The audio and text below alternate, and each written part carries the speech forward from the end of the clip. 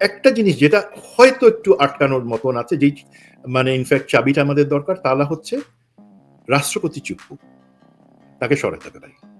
কারণ কি, আমরা যতই ভালো কাজ করি না কেন, দিন শেষে সব ভালো কাজগুলা আটকানোর জন্য কিন্তু একটা জিনিস বসে আছে বঙ্গভবনে, সেটা হলো চুপ্পু। সে যে কোনো সময় সেগুলো উল্টায় দেওয়ার মতো, কারো মাথায় যদি খারাপ কোনো কিছু থাকে সেটা জন্য সে করতে পারে। সুতরাং আমার যেটা, এটা আইনগত কোনো বাধার যে কথাগুলো বলা হয় সেগুলো ভুয়া কথা বলা হয়। সেই জায়গায় চুপ করে সরান, বাকি জিনিসগুলো আমার মনে হয় সবাই ইনশাল্লাহ আমরা আগায় নিতে পারবো। ওয়াকার সাহেব আইনজীবী নিয়োগ করবেন, হ্যান ত্যান ইত্যাদি ইত্যাদি। জেনারেল মাহবুব তো বোধহয় খুব ইমোশনাল, যাকে কদমবসি মাহবুব বলে, ওই মাহবুবই তো। তিনি ওয়াকার সাহেবকে বলছেন যে আপনি আমার মা বাপ, আপনি, আমরা সিভিল কোর্টে বিচারে যাব না, আপনি আমাদেরকে রক্ষা করেন। ওয়াকার সাহেব ইমোশনাল হয়ে গেছিলেন। তো এই যে মানে সার্বিক পরিস্থিতিতে আপনার কি মনে হয় যে ওয়াকার সাহেব অবস্ট্রাকশন অফ জাস্টিস, যেটা বিচার প্রক্রিয়ায় কোনো বাধা তৈরি করতে পারেন? বা ইতিমধ্যে আপনি জানেন যে আমরা যেই ডিজিএফআই যেই প্রধানদের ছবি দেখিয়েছি, তার মধ্যে অধিকাংশ কিন্তু পালায়ে গেছে। কিন্তু আমি যদি ফার্স্ট লাইট দেখাই, এই যে এই ডিজিএফআই এর এরা কিন্তু সবাই পালায়ে গেছে, মামুন খালিদ একমাত্র দেশে আছেন। তো আপনার কি মনে হয় যে বিচার প্রক্রিয়ায় কোনো বাধা তৈরি করবেন জেনারেল ওয়াকার? বা কি মনে করেন এখন কি করণীয়? ওয়াকার সাহেবের সামনে কি পথ? আপনি যে প্রশ্নটা করছেন সেটা ইনফ্যাক্ট দেশবাসীর সবার। তো আমার আলহামদুলিল্লাহ এই জিনিসটাতে একটু লেটেস্টটা জানার যেহেতু সুযোগ হয়েছে এবং অ্যাসেস করার সুযোগ হয়েছে, আমি শেয়ার করি। This is very important. আপনার কাছ থেকে এই ধরনের প্রশ্ন আশা করা যায়।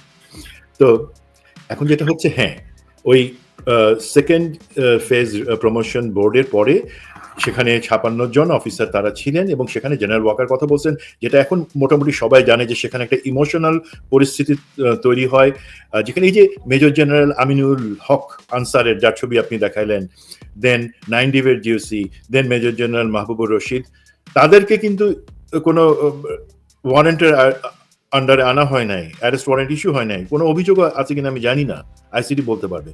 তারাই সেখানে এই কান্নাকাটির মতো এবং একটা দাবি, একটা পুশ করা, একটা জেনারেল ওয়াকারকে সরকারের বিরুদ্ধে একটা লগার হেড পজিশনে, মুখোমুখি অবস্থানে দাঁড় করায় দেওয়ার তাদের একটা চেষ্টা ছিল। এখন হতে পারে আর্মির সেই শক্তি আছে, তাদের সেনা ডিজিএফআই আছে, সুস্থ মাথার লোকের দেখে সেখানে চিন্তাটা অবশ্যই আলাদা হবে। তো সেখানে তাদের দাবি ছিল যে না, আমরা এখানে তাদেরকে পাঠাবো না বা এই ধরনের কিছু। বাট গুড পার্ট কি, শুভবুদ্ধি, সেটা প্রিভেইল করছিল মেজরিটি, মানে ধরেন আপনার 56 জনের মধ্যে 50 জনই কিন্তু সেই শোরগোল, চিল্লাচিল্লি, ইমোশন, নাটকবাজি, সেটাতে তারা কান দেয় নাই। তারা বরঞ্চ সেখানেই বুঝাইছে যে আমরা দেরি করে ফেলছি, এই সিদ্ধান্ত বা এই ক্ষেত্রে সরকারকে কোঅপারেট করা অনেক আগে থেকে উচিত ছিল, সেটা আমাদের ভুল হয়েছে, এখন ফার্দার আমরা ভুল করতে পারবো না, আমাদের সরকারের সাথে কোঅপারেট করা উচিত। দিস ইজ ভেরি পজিটিভ এবং আমি ধন্যবাদ জানাই তাদেরকে যারা এই ধরনের কথা বলছেন, এবং অবশ্যই আমি তিরস্কার জানাই সেই সমস্ত জেনারেলদেরকে যারা এই ধরনের একটা হঠকারী পজিশনের জন্য জেনারেল ওয়াকারকে পুশ করতেছিলেন। জেনারেল ওয়াকার উনি একটা পর্যায়ে এসে কোনো একজন জেনারেল বলে যে তাহলে আমরা এই যেই জেনারেল যাদের নামে ওয়ারেন্ট ইস্যু হয়েছে তাদের বিচার হবে, সেক্ষেত্রে তাদের যত টাকা খরচ হোক তাদের জন্য আমরা আইনজীবী দরকার করব, ফান্ড খরচ করব। তখন যে পজিশনটা আসছে, যারা শুভবুদ্ধি ছিল তারা তাদের যে ছিল, এবং আমি হাইলি অ্যাপ্রিসিয়েট করি, সেখান থেকে উত্তরটা আসছে আমরা কোন ফান্ড ব্যবহার করব, এটা তো জনগণের টাকার ফান্ড, আমরা এই আমাদের তো কোনো ফান্ড নাই যে তাদেরকে আমরা যে হেল্প করব সেটা কাদের টাকা দিয়ে করব, জনগণের টাকা দিয়ে যারা কালপ্রিট হিসেবে আছে এবং সরকারের মুখোমুখি অবস্থানে যাব। তার সাথে আমি শুধু একটা কথা আমার দিক থেকে অ্যাড করি, সেটা হচ্ছে দেখেন, যখন বিভিন্ন অফিসার, জনগণ সবাই গুম খুন হয়েছে, নির্যাতিত হয়েছে, আমরা যারা নির্যাতিত, শাহনাজ চাকরি ছেড়ে দিতে বাধ্য হয়েছে, এমন অনেক অফিসার আছে যারা চাকরি ছেড়ে দিতে বাধ্য হয়েছে আমি দুঃশাসনের বিরুদ্ধে, তখন তো তাদের পাশে আপনারা টাকা পয়সা, লয়ার নিয়ে দাঁড়ান নাই। তখন তো আমি যখন গুম ছিলাম আমার কথা তো শুনেন নাই, আমার জন্য তো কোনো কিছু আপনারা লয়ার বা কোনো কিছু দেন নাই, আমার যে মামলাগুলো সেগুলা সরাই দেওয়ার জন্য তো কোনো ব্যবস্থা করেন নাই। আরে কাদের জন্য আপনারা কথা বলতেছেন? সেই 6 জেনারেল বলতেছেন যারা কালপ্রিট, যারা সত্যিকারের খারাপ কাজ করছে, নিরপরাধদের পাশে দাঁড়ান নাই। এখন অপরাধীদের জন্য আপনারা লয়ার আর আর্মির ফান্ড মানে কি? জনগণের টাকা থেকে আসা ফান্ড, আপনারা আমার সবার, সেটা ব্যবহার। তো এই জায়গায় যখন এই কথাটা আসলো, তখন ইনফ্যাক্ট দেখা গেল যে যারা এই উস্কানোর চেষ্টা করতেছিল তারা পিছু হয়ে যায়। এখন পর্যন্ত যেই সিচুয়েশনটুকু আমি জানি, আলহামদুলিল্লাহ, এই যে আপনি ধরেন কনক ভাই, আপনি তো গত 2 মাস ধরে এইটার উপরে লেগেছিলেন, তাই না? বিভিন্ন প্রোগ্রাম করছেন, বিভিন্ন কথা বলছেন। তো এই যে প্রচেষ্টা, দেশের লোকের যে চাওয়া, সেই জায়গায় সম্ভবত আর্মি আর মুখোমুখি অবস্থানে আসবে না। আরেকটাই চাওয়া থাকবে, এই যে বঞ্চিত অফিসার বা যারা বঞ্চিত আছেন তাদের ব্যাপারটাও কিন্তু দেখা উচিত। যদি আপনাদের সত্যি ফান্ডের ব্যবস্থা থাকে, দরকার থাকে, যদি তাদের পাশে দাঁড়ানো থাকে, যে কমিটি হচ্ছে সেই কমিটি দিয়ে তাদের পাশে দাঁড়ান। আর্মির কলঙ্ক মুছে আর্মিকে আবার একটা প্রফেশনাল আর্মির জায়গায় আনার সুযোগ তো এখন তৈরি হলো। ইনফ্যাক্ট আমরা যদি পজিটিভলি দেখি, যে গৌরবের আর্মি, সেই জায়গায় আমরা যদি ফেরত যাইতে চাই, জেনারেল ওয়াকার যেই জায়গায় যেই ভুল পথে চলতেছিলেন, যেটা আমরা বারবার বলছি, সেখান থেকে উনি যদি এখনো মনে করেন যে হ্যাঁ okay, let me catch this train, এর পরে ট্রেন যেটা আসবে সেটা কিন্তু উল্টা দিক থেকে আসবে, সেটা ভয়ঙ্কর হবে। So you catch the train, আমাদের সাথে আসেন, দ্যাটস মাই পয়েন্ট। না ওইটাই, এবং ধরেন যে আমি যতটুকু খোঁজখবর রাখি মেজর সুমন, যে ওয়াকার সাহেব কিন্তু কিছু ব্যক্তির দ্বারা বৃত্তবন্দী হয়ে আছেন। উনি নিজে আসলে কতটুকু নিজের মানে চিন্তা থেকে বা নিজের ভাবনা থেকে বা নিজের বিবেককে কাজে লাগিয়ে কাজ করছেন, তার চেয়ে তিনি আসলে ইনফ্লুয়েন্সড হচ্ছেন, প্রভাবিত হচ্ছেন। এবং এইসব ক্রিমিনাল যারা, যেমন মামুন খালেদ সহ এই গ্রুপটা কিন্তু খুব ফ্রি অ্যাক্সেস পান ওয়াকারের কাছে। এখানে শুধু কনক ভাই, আমি একটা কথা বলি বিফোর আই ফরগেট। ধরেন এই যে জেনারেল মামুন খালেদ এবং যেই সমস্ত জেনারেলদের ছবি আমরা দেখালাম, আপনি দেখালেন, যে যাদের নামে ওয়ারেন্টি সহ নেই, বিপদটা কোথায়? তারা ফুসলাইতেছে, 1 নাম্বার জিনিস। 2 নাম্বার হচ্ছে তারা কিন্তু ফ্রি অ্যাক্সেস, হাসিনার দেয়া চারণভূমিতে তারা ঘাস খাইতেছে আরাম মনের আনন্দে। তাদের প্রত্যেকের স্বাভাবিক রিটায়ারমেন্ট হয়েছে।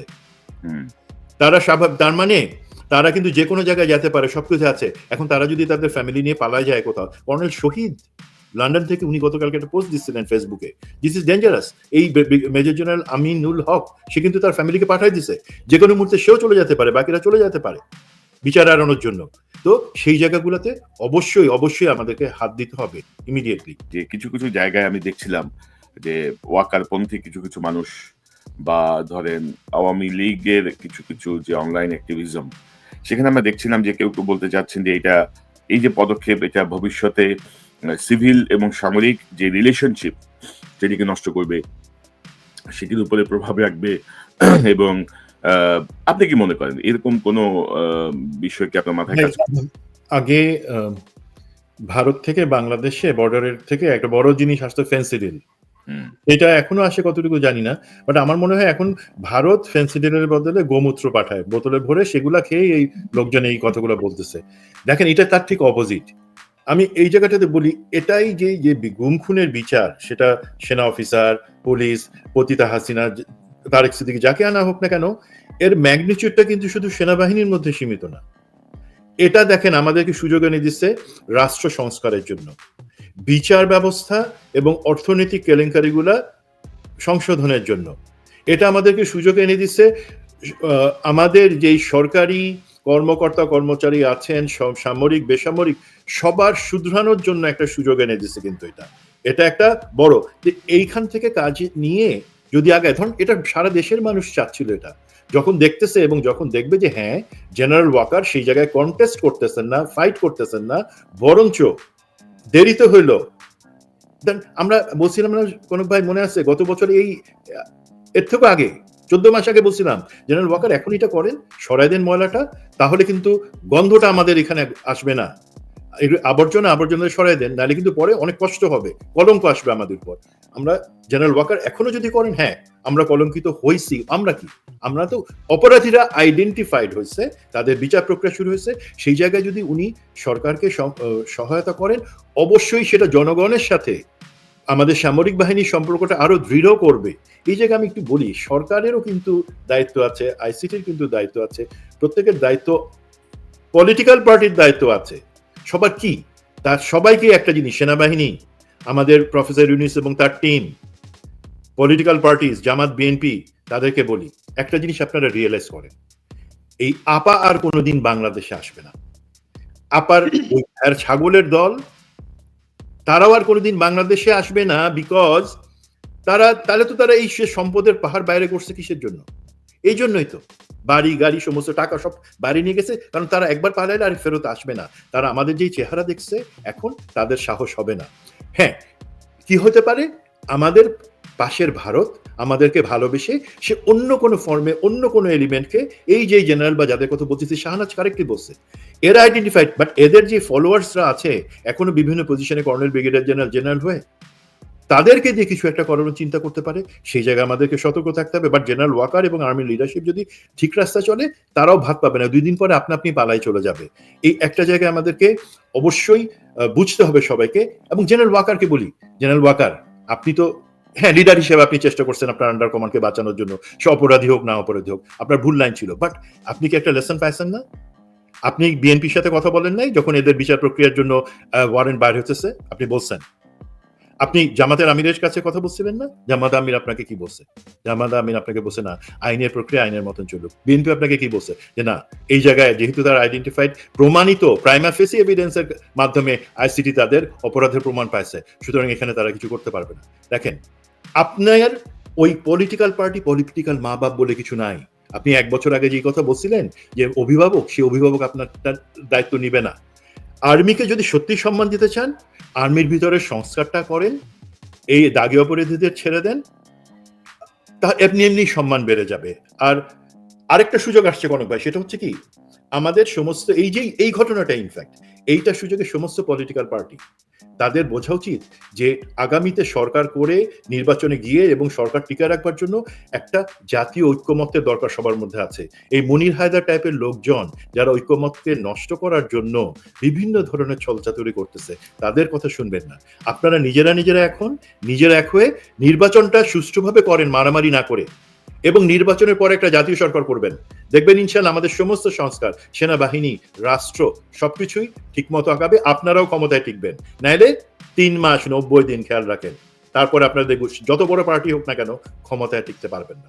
আমরা আশা করি যে ভবিষ্যতে যারা ক্ষমতায় যাবেন তারা ইতিমধ্যে জনগণের পালসটা তো বুঝে যাওয়ার কথা, এবং no sympathy for the killers, মানে কিলারদের প্রতি কোনো রকমের অনুকম্পা দেখানোর কোনো সুযোগ নাই। যারা মানবতা বিরোধী অপরাধের সঙ্গে যুক্ত, তিনি যত বড় জ্ঞানী হন বা যত বড় উচ্চবংশীয় হন, তাকে রক্ষা করার কোনো সুযোগ নাই।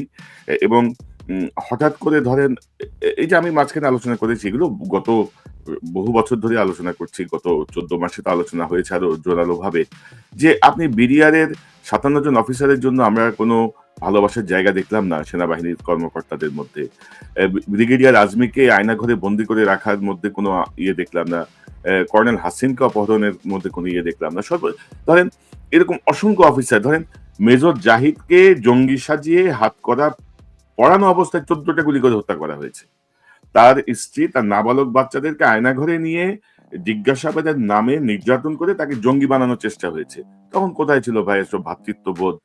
জেনারেল ওয়াকার তার ব্যক্তিগত জীবনে ধরেন তিনি যতটুকু নিজেকে ধার্মিক সৎ হিসেবে প্রকাশ করেন, তার বক্তব্যের মাধ্যমে আমরা যতটুকু বুঝতে পারি, তার কার্যক্রমের সাথে কিন্তু এগুলো যাচ্ছে না কিন্তু। এবং তিনি যদি অবস্ট্রাকশন অফ জাস্টিসের কোনো চেষ্টা করেন, বা আমি ওদের আলোচনা করছিলাম সেনাবাহিনীর একজন সাবেক জাজ অ্যাডভোকেট জেনারেল যারা আইন নিয়ে কাজ করেন, আমি জানি কাজ করছি, জেনারেল ওয়াকারের মতিগতির উপর ডিপেন্ড করে এগুলো নিয়ে আমি আলোচনা করব, যে মানে জেনারেল ওয়াকার পর্যন্ত কি কি আইন ভঙ্গ করেছেন, অর্থাৎ সেনা আইন বলেন আর সিভিল ল বলেন, এবং তার কি পরিমাণ জেল হইতে পারে এই আইন ভঙ্গের জন্য, এটা নিয়ে একটা কাজ হওয়া উচিত। আমি আশা করি জেনারেল ওয়াকার সে পথে যাবেন না। বাহিনীর ভেতরের ক্রিমিনাল যেমন সরাতে হবে, তেমনি রাজনৈতিক দলের মধ্যে যারা সুবিধাভোগী, মানে মুখোশ পরা যে দুর্বৃত্তরা, যারা জনগণের ইমোশন নিয়ে খেলে, জনগণকে তাদের ব্যবহার করে, তাদেরকেও আসলে মুখোশ উন্মোচিত করতে হবে। তো মেজর সুমন, যেটা আমি জানতে চাচ্ছিলাম যে ন্যায় সত্যেও নাকি প্রতিষ্ঠান, মানে কোন দিকে যাবে, এবং এই মুহূর্তে জেনারেল ওয়াকারের বা সেনা নেতৃত্ব যারা আছেন, আমি জানি যে আপনি 24তম ব্যাচের সেনা কর্মকর্তা, তো আপনার ব্যাচেরই বহু মেজর জেনারেল আছেন এখন, অনেকেই আপনার জুনিয়র, তো আপনার কোনো নির্দেশনা বা পরামর্শ উপদেশ আছে কিনা? আপনি কি মনে করেন সত্য ন্যায় নাকি প্রতিষ্ঠান, কোন দিকে যাবে সেনাবাহিনী? দেখেন ভাই, আমরা যেই সেনাবাহিনীতে চাকরি করে আসছি শাহনাজ পর্যন্ত যারা, সেখানে কিন্তু এই সত্য ন্যায় এবং প্রতিষ্ঠান, এই দুইটা মুখামুখি কোনো জিনিস না। সত্য এবং ন্যায়ের পক্ষেই প্রতিষ্ঠানটা সবসময় ছিল, এবং প্রতিষ্ঠানে যে জিনিসটা করা হয় সেটা সত্য ন্যায়ের পক্ষে করা হয়। এখন যে জিনিসটা আমরা দেখতে পাচ্ছি তারা বিপদগামী, তারা অন্যভাবে চিন্তা করে, চিন্তার শক্তি নাই তাদের ভিতরে। তো আমার বিশ্বাস রিয়েলি বাস্তবতা সেটা সবাই এই একটা ধাক্কাতে বুঝতে পারছেন। তারা আবারও প্রতিষ্ঠান বা আমরা যেটা বলি আর্ম ফোর্সেস এবং সত্য ন্যায়কে মুখোমুখি দাঁড় করাবেন না, বরঞ্চ সত্য ন্যায়ের সাথে একই রাস্তায় তারা আর্ম ফোর্সেসকে নিয়ে আসবেন এবং সেটা আনবার পথ এখানে আমি একটা জিনিস একটু বলি ভাই, এই ক্ষেত্রে কিন্তু আমরা একটা এলিমেন্টকে বাদ দিচ্ছি সবসময়, মিডিয়ার একটা ভূমিকা অবশ্যই আছে। মিডিয়া যেই ভূমিকা পালন করবার সেটা করতেছে না, তারা এখনো ভয় পাইতেছে, কোথা থেকে ভয় পাইতেছে জানি না, যদি ভয় পায় তাহলে তো আমাদের 36 জুলাই আসে নাই মিডিয়া। আর এখন যেটা হলো গিয়া একটা এক্সাম্পল দিই, এই যে ভারতে গেল আমাদের কিছু মিডিয়ার একটা টিম ট্রেনিং এর কি নামে সাংবাদিক, যার মতো ওর থেকে বেশি সাংবাদিক না, আমি জানি এটা নিয়ে আপনারা হয়তো কোনো প্রোগ্রাম করবেন। তো সেখানে তারা এই বিক্রম মিস্ত্রির সাথে কথা বললো, বিক্রম মিস্ত্রি সব মিথ্যা কথা বলে গেল। একজনও কি বললো যে পিপলস সেন্ট্রিক রিলেশনের ব্যাপারে ভারত কেন পদক্ষেপ নেয় না, কেন হাসিনারে 15 বছর রাখছে? তারা কি বললো যে আমরা আলাদা করে আমি ডাটা নিচ্ছি, আমি আলাদা করে কথা বলবো ইনশাল্লাহ, আমি সেটা খুবই অ্যাপ্রিশিয়েট করবো আপনি যদি করেন। আর এখানে আরেকটা জিনিস সত্যি আমার বিশ্বাস, এখন আর কেউ মুখোমুখি থাকবেন না, যাদের যেটা বোঝার সরকারের দিক থেকে আইসিটিকে অবশ্যই আমরা যেটা প্রথমে আলাপ করলাম, যারা বাইরে আছে আওতার বাইরে তাদেরকে আনতে হবে, শুধু যাদের দেখালাম রিটায়ার তারা না, এর বাদে সার্ভিং যারা এদেরই রেসপন্সার আছে তাদেরকে আইডেন্টিফাই করে বিচার আনতে হবে। এটা করতে পারলে সুবিধা। আর একটা জিনিস যেটা হয়তো একটু আটকানোর মতন আছে, যেই মানে ইনফ্যাক্ট চাবিটা আমাদের দরকার, তাহলে হচ্ছে রাষ্ট্রপতি চুপ্পু, তাকে সরাতে হবে। কারণ কি, আমরা যতই ভালো কাজ করি না কেন, দিন শেষে সব ভালো কাজগুলো আটকানোর জন্য কিন্তু একটা জিনিস বসে আছে বঙ্গভবনে, সেটা হলো চুপ্পু। সে যে কোনো সময় সেগুলো উল্টায় দেওয়ার মতো, কারো মাথায় যদি খারাপ কোনো কিছু থাকে সেটা জন্য সে করতে পারে। সুতরাং আমার এটা আইনগত কোনো বাধার যে কথাগুলো বলা হয় সেগুলো ভুয়া কথা বলা হয়। সেই জায়গায় চুপ করে সরান, বাকি জিনিসগুলো আমার মনে হয় সবাই ইনশাল্লাহ আমরা আগায় নিতে পারবো। ধন্যবাদ। জি, সুমন ভাই আপনাকে ধন্যবাদ। তবে যেটি আমি মনে করি যে আমরা যে জুলাই আমাদেরকে যেটি দেখিয়েছে, এরপরে অনেকে অনেক কিছু করার সাহস করবে বলে আমার মনে হয় না। তারপরেও সবাই সতর্ক এবং সজাগভাবেই সবকিছু দেখছে। আর আপনি যে প্রসঙ্গটি আনলেন মিডিয়া, আসলে ডক্টর ইউনূসের অন্তর্বর্তীকালীন সরকারের একটা সবচেয়ে বড় ব্যর্থতার জায়গা হচ্ছে মিডিয়া থেকে ফ্যাসিস্টদেরকে না সরানো। আর মিডিয়াকে কিন্তু এখনো আপনার ডিজিএফআই এবং এমআই, অর্থাৎ যে পুরাতন পাপীরা বসে আছে তাদের মাধ্যমেই তারা নানাভাবে প্রভাবিত করার চেষ্টা করছে। এই জাতীয় বহু আলামত, বহু ইনফরমেশন আমাদের কাছে আছে, যেগুলো আমরা সময়ের সাথে সাথে সামনে নিয়ে আসবো। তো মেজর সুমন আহমেদ, ক্যাপ্টেন শাহনাজ, আপনাদের দুজনকে অসংখ্য ধন্যবাদ আপনাদের মূল্যবান সময়ের জন্য, আলোচনার জন্য।